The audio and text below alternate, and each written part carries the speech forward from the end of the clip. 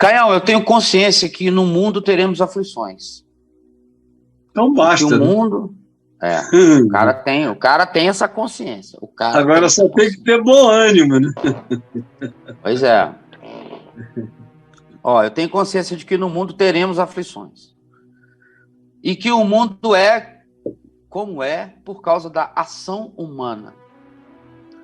Agora, Caio, o que eu não consigo entender é porque Deus, na sua onisciência, sabendo de todo o mal que nós, humanos, faríamos uns aos outros, ainda assim decidiu nos criar. Me ajuda, Caio. Cara, e parece a pergunta daquele satanista, né? Que fez essa mesma pergunta. Ele manda desse naipe aí? Que veio lá de Epicuro. Depois, aqui no Ocidente, ficou famosa, como eu disse ontem, por causa do Baudelaire. Se há Deus, não, sendo todo-poderoso, não é todo bom, porque tendo todo o poder não teve a bondade suficiente de nos poupar da dor.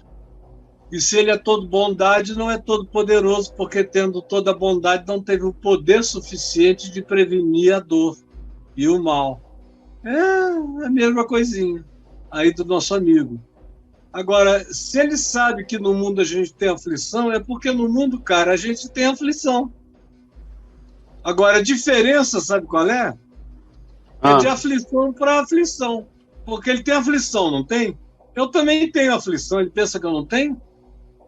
Agora, olha o modo como eu trato a aflição e o modo como ele trata a aflição. É que muda tudo. Agora, ele se diz cristão porque ele aprendeu isso com Jesus. No mundo tereis aflições, foi Jesus que disse.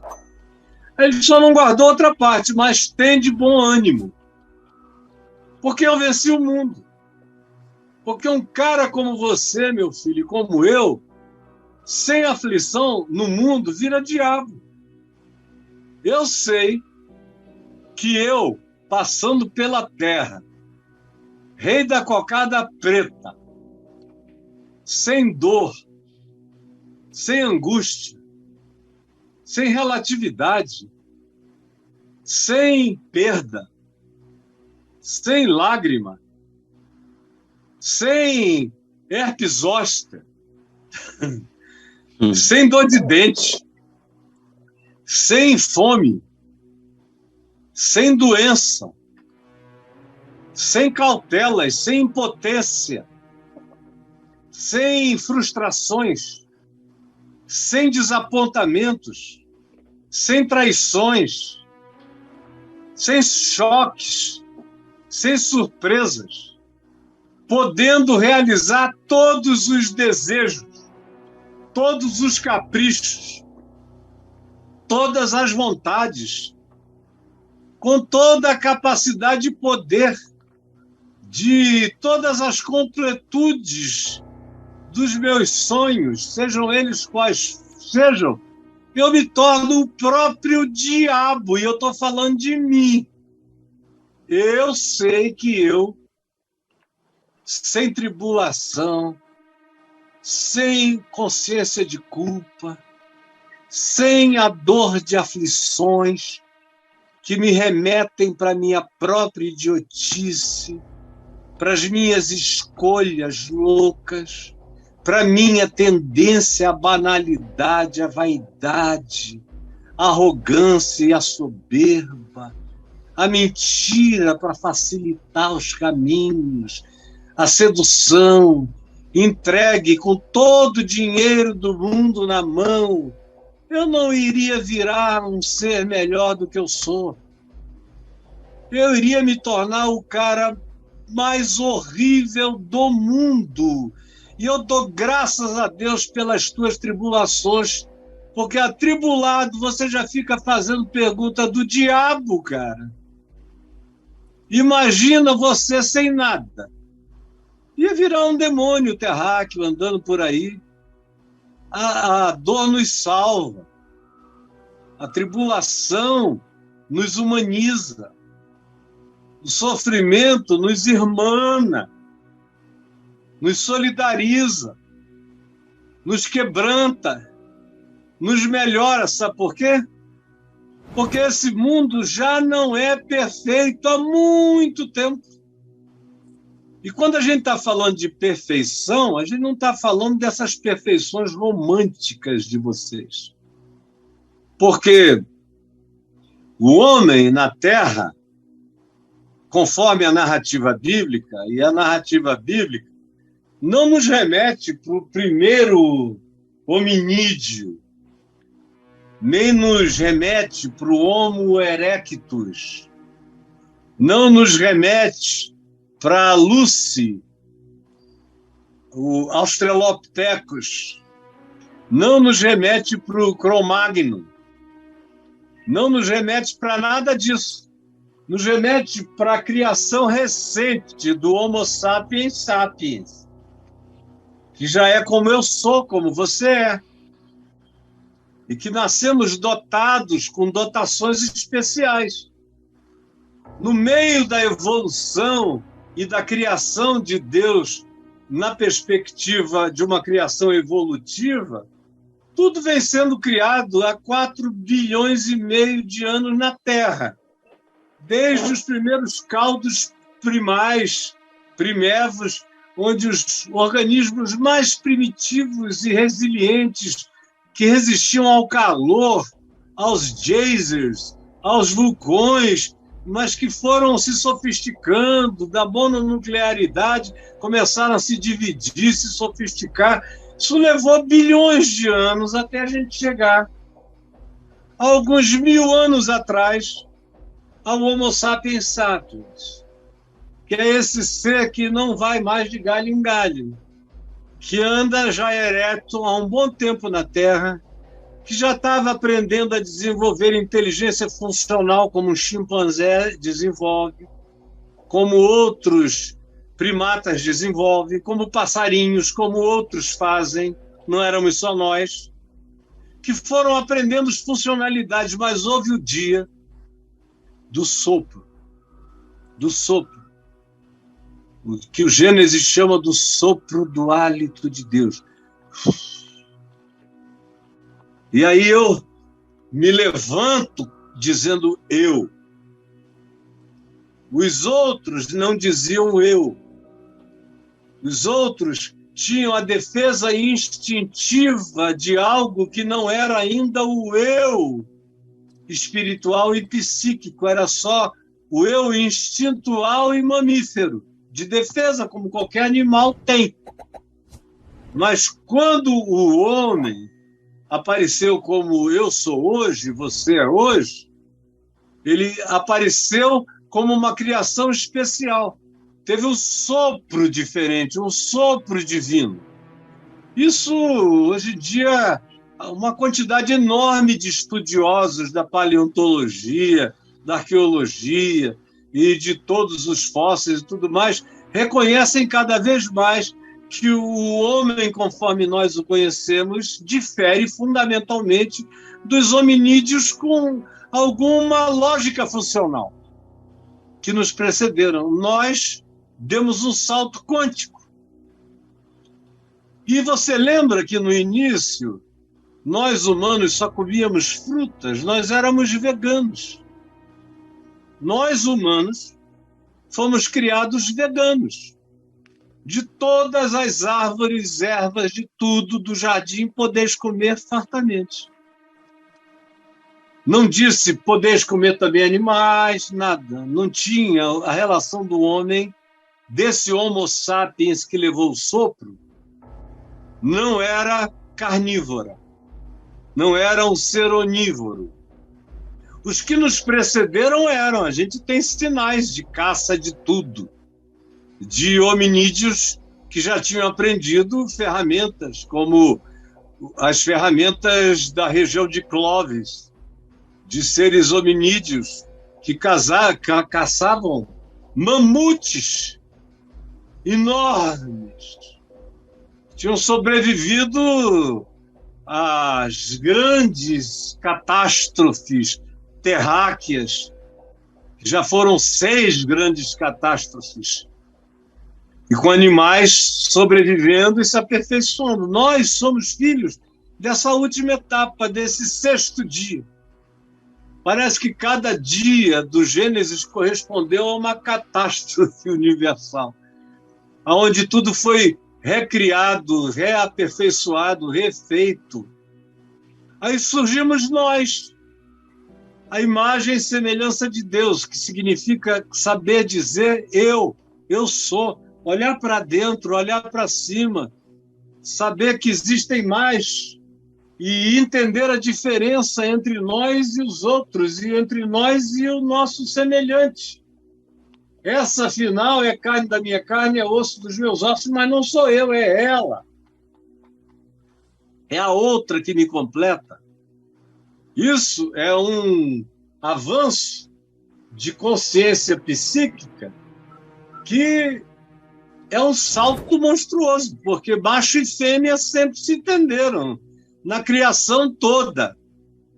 Não é uma peculiaridade nossa, mas esse eureka de dizer, ai, era essa, que coisa, e uma identificação mental, espiritual, psíquica, e a completude física que já existia sempre, foi o grande salto diferencial, foi essa compreensão do outro, de mim mesmo, e de ouvir e discernir e saber que existe isso aqui, tem criador, tem criação, tem inteligência, teve vontade soberana e teve a participação de criaturas anteriores a nós de outras dimensões. A prova disso é que lá no Jardim do Éden já se menciona um querubim guardando o caminho da árvore da vida. Agora aconteceu o tal do fruto da árvore do conhecimento do bem e do mal, que deu outro salto quântico na gente. Foi um salto quântico que eu digo há muitos anos que foi uma espécie de queda para cima. Porque que a gente sofreu uma elevação, a gente sofreu. A gente foi acometido por uma elevação abismal. É paradoxal, é ambivalente. É um abismo elevado. Ou seja, me deu a capacidade de ir às estrelas, me deu a ambição de ser como Deus, mas plantou em mim uma natureza terrena, animal e demoníaca. Ou seja, querendo ser Deus na mesma perspectiva daquele que nos seduziu, querendo ser Deus não para qualquer outra coisa senão para competir, senão para dizer, eu também posso fazer, como na nossa geração acontece. Ontem alguém estava me perguntando, você crê que em quanto tempo vai existir um robô com carne sintética, que a gente pegue e ache gostoso, que seja como gente, homem e mulher? Eu falei, não deve demorar 20 anos, mas não deve mesmo. Isso tudo já está em processo, está em laboratório. Vai ter muita discussão ética ainda a respeito do uso ou não disso, mas vai acontecer. E tem mais, vai mudar a sociedade. Vai ter muita mulher preferindo esse tipo de homorobótico. E isso. vai ter mulher, vai ter homem preferindo a mulher robótica. Né, cara? Por várias razões. E eu não vou explicar aqui que não dá tempo. Ontem eu expliquei para quem conversava comigo. O mundo vai mudar demais. Agora, uma coisa eu sei, é que depois que a gente comeu daquele fruto, qual foi a primeira coisa que Deus disse? Que agora nós iríamos parir com dor. A mulher iria dar à luz com muita dor. A gente vê animais aí que parem filhotes enormes, que nascem maiores do que a gente, assim, dá quase uma cuspida pela bunda e sai aquela coisa imensa. E você não vê grito nenhum, é só caiu ali.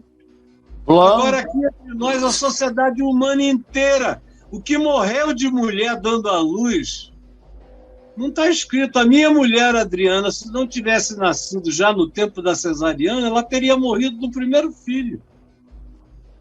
Ela não tem espaço para passar, ainda mais um galalau do tamanho do ilhinho, que está com quase 2 metros de altura e já nasceu Aquilo enorme. é grande, aquele pessoal ali é grande. Então, vai dar à luz com dores. Até o amor e a alegria, o prazer de dar à luz a um filho, vem carregado de dores, como Jesus disse, a mulher quando dar à luz sente dores. Faz parte agora desse processo até da alegria, da valorização do filho. A dor valoriza o filho. E o trabalho de criar o filho dá mais valor ainda a ele, para pai e para mãe. O que ele disse depois? Vão aparecer cardos e abrolhos, espinhos. Não é que não houvesse espinhos na terra, sempre houve espinhos na terra. É só uma simbolização para dizer, olha, o que aparecia aí de graça para todo lado, agora, vocês não querem ser o homo técnicos, o homo Deus? Agora vocês vão ter que arar, ralar, trabalhar, porque eu trabalhei, tudo isso aqui eu criei, agora vocês vão criar também. Vão criar comida de vocês, vão plantar.